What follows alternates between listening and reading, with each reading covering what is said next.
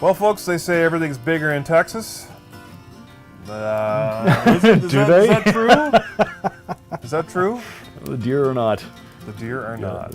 Folks, I had a really unique opportunity this year to go whitetail deer hunting down in Texas. Was also hoping to hunt some hogs while we were there, but that actually didn't wind up happening. I didn't know, who knew that hogs are predominantly nocturnal, which is why they hunt them at night for the most part, which we did not, and as a result we didn't see any pigs. But oh my gosh, what a whitetail deer mecca. And a good friend of mine from high school invited me down to help with a call. They've got too many deer, and it's an unusual problem for people from Ontario to appreciate. But I'm not kidding, I've never seen so many deer in my life. Just driving out, it's about a 25-minute drive from the house out to where we're hunting, and probably saw 20 deer just jumping out in front of the car and running along the side of the road. They were absolutely everywhere. Never seen anything like it. Very fortunate to be invited down to the Washburn Ranch. It was such a wonderful opportunity to hunt a different area. You get the opportunity to go and hunt in a different area. It could be just a different state, a different province. Try something different. It's such a remarkable experience. Now, this hunt, just to kind of frame it a little bit, it was not an outfitter hunt. It was on the Washburn Ranch, but these are free-range deer. For the most part, it was just low fence. Some areas there was no fence because trees and whatever, but the wild deer, absolutely. You know, that you get these ideas in your head that, you know, you go to Texas and you're going to be seeing deer with these just outrageous racks, and you know they are there, but you know you're going to pay thousands and thousands and thousands of dollars for the opportunities to shoot one of these deer that are, you know, frankly created, where, you know, the genetics have been modified and introduced and kept behind these 12-foot fences.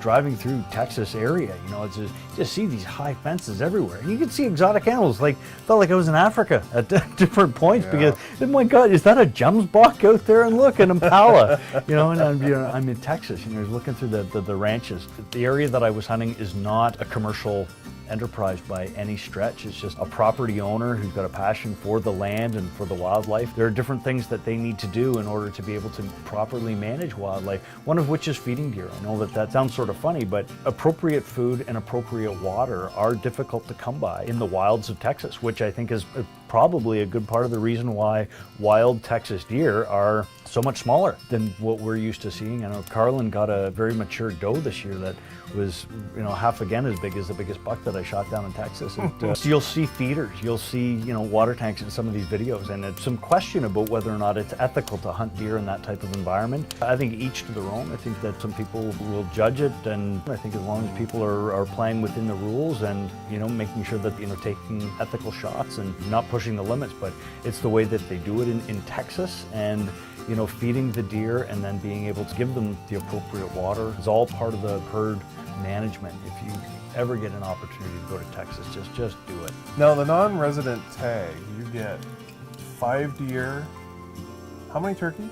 The non-resident hunting tag was $315, and that came with 4 turkey tags, 2 mule deer tags, and 5 whitetail tags, of which only 2 of them could be antlered.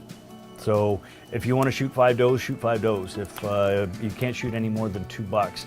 But the season is so much longer compared to what it is here. And it's exactly the same tag allotment for the residents, but you could shoot a deer in, you know, August, September, October, November, and December. You can shoot a deer a month for the entire length of the season. But folks, every state, every province has some slightly different rules and regulations.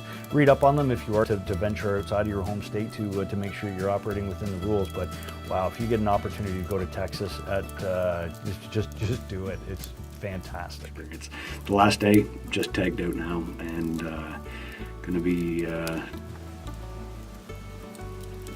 heading home soon. It's been a magical time. So really looking forward to bringing you from passion to plate, our introduction to deer hunting for beginners. Later on, really looking forward to bringing you the cooking episode as well, because being able to properly prepare wild game is one of our favorite things, being able to consume it too. So absolutely. Folks, you know, we love to interact. We love your questions and comments. We answer every one that comes our way. And if you have any really super cool videos, send them our way. We'll post them for you as well. Thanks from Carlin and Ian and the Real Outdoor Experience. And as always, keep it real, everybody. Thanks. Take care for now.